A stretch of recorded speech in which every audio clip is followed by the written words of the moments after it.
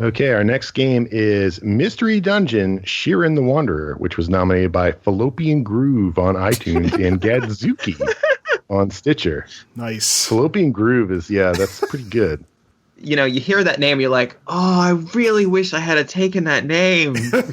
Yeah, Bonus Lizard was another hit. Lord of that Butt, was so I believe, good, and was it's pretty just good. like, yeah. Damn. Well, looks like I'm stuck with my crappy Fallopian name. Groove, yeah. Okay, so Shiren the Wanderer, developed by Chunsoft, published by Sega for the Nintendo DS. There was also, of course, the original version of this one was on the Super Famicom. Earliest release date and territory for the DS version is December 14th, 2006 in Japan. And so we are definitely ranking the DS version, right? It's the version that came out in English. They're not particularly different anyway. I don't even think like you get into fisticuffs over this. They're pretty similar. Yeah, Okay. but, the DS version does have the map, which is always a very helpful bonus for complicated games such as these. And, if we can call this one complicated, or is it just plain mean? Like, I don't know. Well, it's a little bit of both. Let's describe what it is first for the people. Not everybody is super familiar with Shiren the Wanderer. Go ahead. Shiren the Wanderer is a remake of a Super Famicom game. I forget the exact year it came out, but this is, as said, the first time. I believe it was 95 from what I checked. Okay. Like I said, this is the first time it's been out in the US in English. And it is a roguelike. It is more on the Japanese style, which are subtly different in a few ways we'll get into. Yeah. The most important thing you could say about Shiren and its type is that not this game specifically, but it created this whole subgenre of Japanese roguelikes. It's and it's sort of all tied together. Like Yuji Horii in all of his games he was such a huge influence specifically on the adventure and RPG stuff. Like these genres existed in Japan, but like he took his old text adventure game Portopia and ported it to the Famicom, and it was so tremendously popular that almost every Japanese adventure game lies in that game. And the same thing happened with Dragon Quest, and so many of his Japanese RPGs still back from there. Well, this game was, I don't know how much he was done with this specifically, but the first game in the series was it featured Torneko from Dragon Quest IV. And the whole idea was that it was sort of taking the idea of rogue and making it palatable for a console audience. And it wasn't the first rogue-like game that had come out. Like Konami put out that game Cave Noir, and Sega put out Fatal Labyrinth and Dragon Crystal, and I'm pretty sure those If there's any game this. Shiren reminds me of, it's Fatal Labyrinth. That's what I would say, yeah. Yeah, but Torneko no Daiboken, I think it was called. That was the first game that started this whole Mystery Dungeon series, and there's been tons and tons of Mystery Dungeon games, and a lot of the other Japanese roguelikes owe itself to Mystery Dungeon. Yeah, you can find this is one of those things where if you go to Japan and just come through the used bookstore like Book Off or something and just look for old games, you'll see a ton of these Mystery Dungeon games, and that gives you an idea of how far its reach actually was over there. You always know, it's like when something is rivaling baseball games in terms of shelf space, then you know that you've got a hit. And it's funny that none of them, there's just something that was too obscure to ever bother to come over here. They brought out a couple in America in the PlayStation era, that Konami game Azure Dreams came out here, which had this dating element. That was the first game that I had ever played that was like that. And when NX was still around, they brought out the Torneko sequel for the PS1, which just got torn apart in the reviews because nobody understood how to play it. It was, it had its roots in a game that was very popular over there, but over here, it just didn't have the culture that was brought up. And the same thing, I think, happened to Shiren to an extent, but not as badly, because it is still, there was still a, what do you call it? It had notoriety amongst forum goers. Well, part of Shiren was that it was piggybacking outside of Japan on Pokemon Mystery Dungeon, which is basically a much lighter, much friendlier, much more approachable game in the genre. And so with Shiren, they thought, cool, They love Pokemon Mystery Dungeon. They're ready. They're ready for Shiren. Here it comes. And they weren't. And nobody is. Well, it was done by Sega. It was published by Sega, too. I don't know how they did it in Japan. But yeah, like the Mystery Dungeon is big letters on the packaging, Shiren the Wanderer in text beneath it. And right in the back, it says something like, if you like Pokemon Mystery Dungeon, you will love this. Can I also point out that the box art for, outside of Japan is abysmal? Like, come on, they paid nothing for that. Like, the Japanese release has gorgeous painted watercolors. It really makes you think, hey, I want to play this. But the American box art is just abysmal. I'm sorry to the artist who made it, but I'm not impressed by it. It's very 90s American box art of a Japanese game, I'd say. Maybe not as bad as, like, I don't know, Suikoden, but kind of up there. It's a shame because the game was, I think, really well done. Like the way they did a good job localizing it. I thought. I mean, there's not a lot to do, but it makes sense. It's not like games like this have a tendency, especially like the Japanese terms used don't always make a lot of sense if you kind of translate them directly or just like turn them back into whatever they were supposed to be in English. Yeah, doesn't always make sense. But for a game that keeps stabbing you in the throat, this is a decent translation. But oh boy, I don't want to say Shiren is at all bad, but it really requires a specific type of mindset. So, can somebody describe kind of like, I think rather than just straight up describing what the gameplay is, just like describe it like, what is the workflow for this game? Like you're at any given point, what are you going to do when you pick up the game and start playing it? It's turn-based combat for the most part. You wander around a dungeon, and then when you move, you start out in a town or a part of a town, right? You do. All right. So you have a story, and the story is you want to get to a golden city full of money or something. That's Shiren's quest. He's in a town. You can buy things in a town usually, but it's not always helpful stuff. You can rent people to follow you around, and there's a couple other things that you can do there, but we can talk about that in a sec. And then after you're in the town, you then go to a dungeon, and because it's a roguelike, you're actually playing the dungeons. They're all randomized, and you basically just play them one after the other, and there's towns in between the dungeons, and so you do a one-shot attempt. If you die, you go back to the very start. One thing that separates us from most other roguelikes is that dying is not like an immediate end to everything. You just go send back to town, and there is a certain place in town where you can place things. So your kind of goal is to get things and put them into your warehouse. You can bring them back with you and just slowly build up a supply of things you can use for future runs. But if you die, what you have on you, you lose that stuff, right? That's all going away unless you use the DS version special feature, which no longer works because the internet's turned off on the DS. But you have like a buddy go get it for you. Basically, yes. You can go, please help me, and someone can play their own game in a very convoluted fashion. They actually have to go back to the starting town, which means they have to refight through all of the areas they've been through, re-randomized. And then they have to start from the town. Then they can choose the rescue option in that town. And then they can fight to where you were, find your corpse, wake you up, and then you can continue your game. And in return for that, the person who's trying to help you, helping people will get you a special can get special items that you can't get outside of helping people, so you can't get those anymore. And the person who you rescue can actually send you stuff. So that is an alternate way to get things. Is if someone's really grateful that you saved their run, they can send you a good item or two, which is it's nice as a feature, but that's it. Otherwise, you're dead. Dead, no re. Now, the way this game works, imagine that like somebody went through all that effort to resurrect you, and then 5 seconds later, you just got slaughtered again. Which does not sound unusual. You take like 3 steps, and then you get caught in a bear trap, and an enemy just kills you.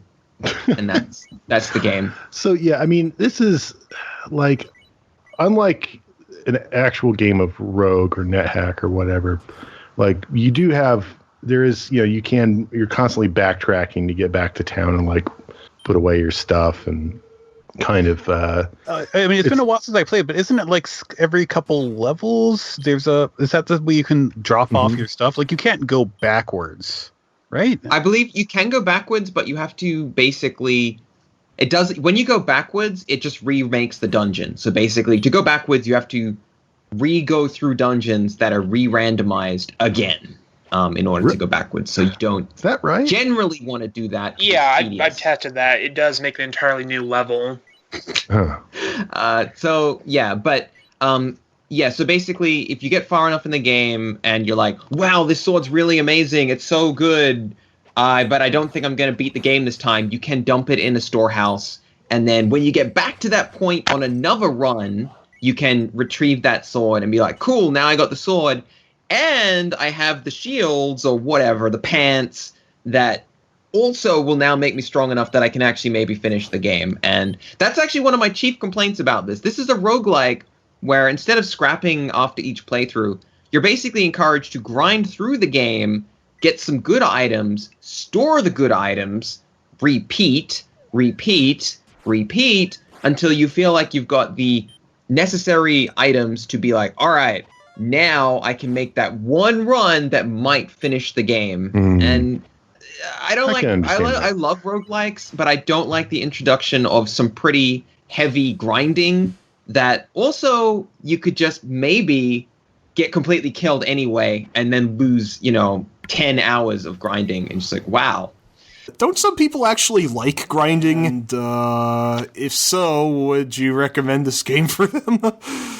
I like grinding only if it's fun grinding, like in an East game or something where the combat feels really satisfying. Yeah. Like if I'm just tired and it's like I just want to slice up something for half an hour and watch my numbers go up, it's fine, great. But Shiren doesn't have that sort of satisfying combat in that way. Like it's just kind of like a time waster. And again, like you could just screw it all up and then all your effort's just gone.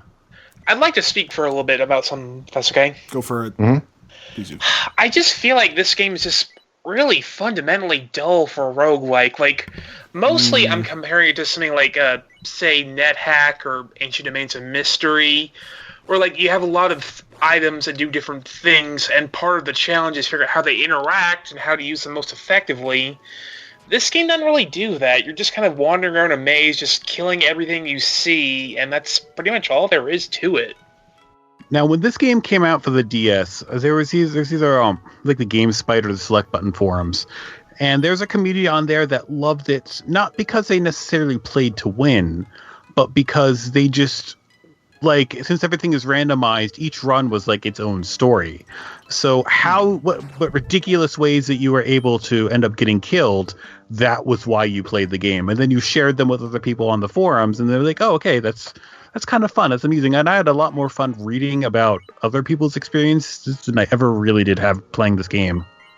See, part of my wondering is, so this is, on the DS, this is a pretty decent roguelike. I'm going to put that out there because there's not a huge selection of good roguelikes on the DS. Even though it should have had some plenty good roguelikes. It's, you got like the Unemployed Ninja games, which are not particularly good. So if you want like a proper difficult roguelike, this is one of your few solid options. We do have the Pokemon Mystery Dungeons, which are kind of the successor to this formula. But it's interesting because they're successes, but also not, because in the US they came out before. It's a little bit crazy, it's kind of a weird game perspective. There were later Shiren games that, like, there's one that came out in the Wii.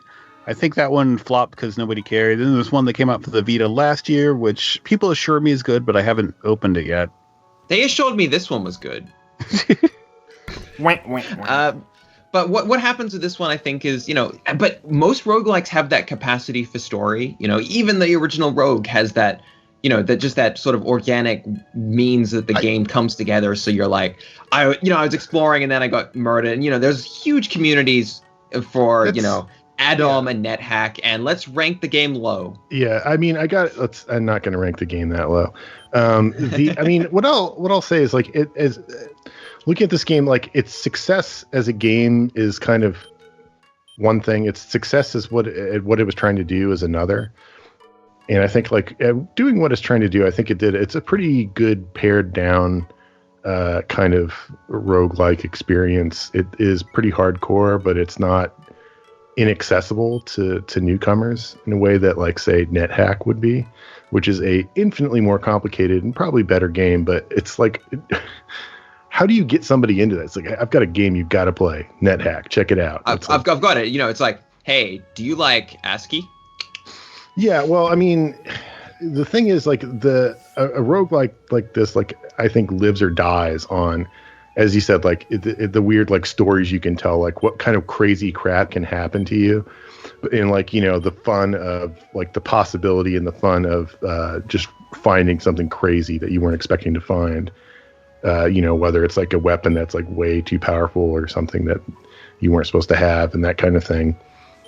Is kind of what makes these games fun. Do that. It's just combat, pretty much nothing else. It is definitely sort of a sort of shortened experience compared to some of these games. It's easy to get into because there's less going on. And I don't, as far as roguelikes go, I think that's a weakness. As far as kind of just play it, it's on the DS and it's pretty fun for just hanging out and playing. I mean, ideally the game would just keep getting, like, more and more.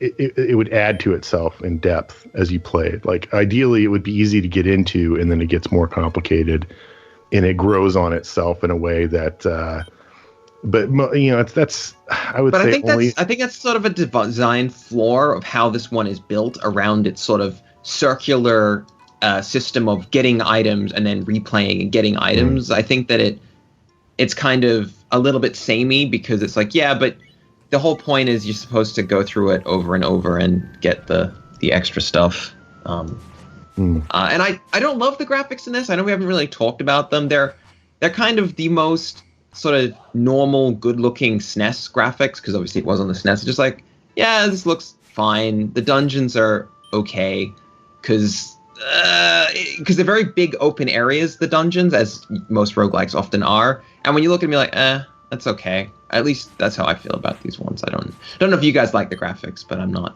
enamored with them. It's fine. The music, I think, is worth talking about because it was done by Koichi Sugiyama, the Dragon Quest guy. So yes, the music is kind of similar, and but it has like a Japanese style to it, and it's pretty well done.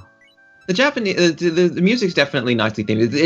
The game is not fantasy themed as much as it is fantasy Japan themed, and it does have some nice sort of actual Japanese sounding like instrumentation. So I definitely give the music at least a decent props. Can I give my pitch here? Yes, yeah. Definitely. Between Shadow Man and Donkey Kong Country 3. Oh, Donkey Kong Country 3.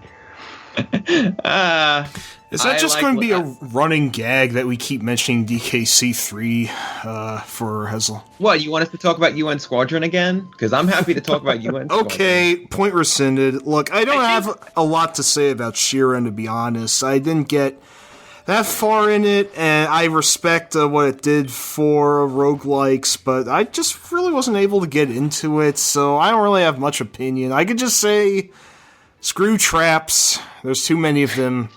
In everything that plays like this. So, as we've been like hinting at, this one is it's got like a Japanese palette to it. I'm sure that if you have that sort of background in games, you'd be like, yeah, Shiren, the Mystery Dungeon games, they're great, they're really fun. But it really doesn't. As someone who sort of grew up on Western games and Japanese games, and as far as roguelikes go, I basically only play Western roguelikes. Compared to Japanese roguelikes, I don't like Japanese roguelikes. I love Western ones, don't like Japanese ones. So it's really hard for me to sort of like this game when it's like, oh, everything about this isn't what I look for in a roguelike and not really what I look for in an RPG. Because it doesn't have the... JRPGs often have bizarre, elaborate stories that are kind of nonsense, but at least they're fun. And because this game doesn't have that either... All right. Okay. That's a little harsh. I say it's just a game out of time. Like, we didn't get it till we had the remake.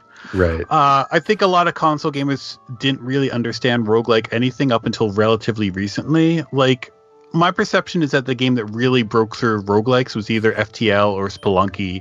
And that's a game that so many of the other roguelikes trace back to those. So that didn't happen for us until relatively recently. So this game came out in 2006. If it had come out in 1995, I think we'd feel a lot I differently. bet it would about be a cult favorite. Yeah. Super NES game. So, I think it is a cult favorite, even because like the DS version, I think did have a cult favorite. I've seen lots of people. Yeah, it definitely did. Because when I played it, I mean, when I finally played it for the DS, I just approached it as a Super Nintendo game. That's how it felt to me. But I don't know. I'm thinking like it's got to be better than Shadow Man. It's like I'm never gonna touch Shadow Man again as long as I live. Like I could theoretically go back to Shiren. Like I do always feel like there might be some. Maybe this is just part of the curse. Is like I always feel like maybe there's something I'm missing. I got to go back. I assumed I was missing something every time I've played this game because I'm like, I love roguelikes. I'm pretty fine playing Japanese RPGs. I like all these things. Right. Why is this game like, why am I like, ooh, I wish I was playing Towers of Jiraga? No, I don't. Just come on, get it together. Well, I mean, okay, look. How about above Pulse Man, below Famicom Maze of Gallius? All right. I have no issues with that. The only thing we got is like, this obviously was very popular in Japan and it has been influential in Japan. So for our criteria of like, was it influential? Yes. It's not, and it's not unplayable. Just because we don't like it doesn't mean it's unplayably bad. You know, it's just like, it's just not. I don't think it's unplayably bad. I think you have to be of a specific, you got to just be looking for this specific kind of game and you'll probably love it. But if you're not, it's really incompatible. Also, I think what Kurt was saying at the very beginning, just hats off to Yuji Horii for like picking finding a genre, like a very computer-based genre and coming up with a way to consoleize it. I do think that that releasing this on SNES was kind of like, that's really cool. You know, I like that. Because if you look at, we mentioned Fatal Labyrinth and we did briefly mention it. That does feel, I don't want to say it's a lesser experience, but it's a more concentrated, just sort of, you go up the dungeon and then you die. And you go up the dungeon and then you die. Like, it's a very more traditional rogue. It doesn't add anything. This game does try to add things. I know it's got the loop. You can hire NPCs to do stuff for you. It has these, like, little elements that try and push it further. The weird characters you find in the maze sometimes and stuff like that. Okay. All right. So is that good then? Right above Pulse Man? Well, I admit I was going to lowball it a bit more, but since I think I played this one the least savvy, I'm just going to surrender my opinion and go for whatever. So, yay, we're done. There it goes. So right below Majo Densetsu 2 Daimashikyo Gallius, right above Pulse Man. Okay then. That's not bad. Shiren the Wanderer. Yeah. A giant wicker hats off to you, my friend. Really, this game, play it if you might like it. That's all I can say. You might like it. If this is your jam, then you're really gonna like this. If not, don't give up on roguelikes altogether. There's other stuff out there. Yeah, there's so many other roguelikes you can and really should be playing that. But you couldn't play them in '95. We'll discuss it when they get nominated.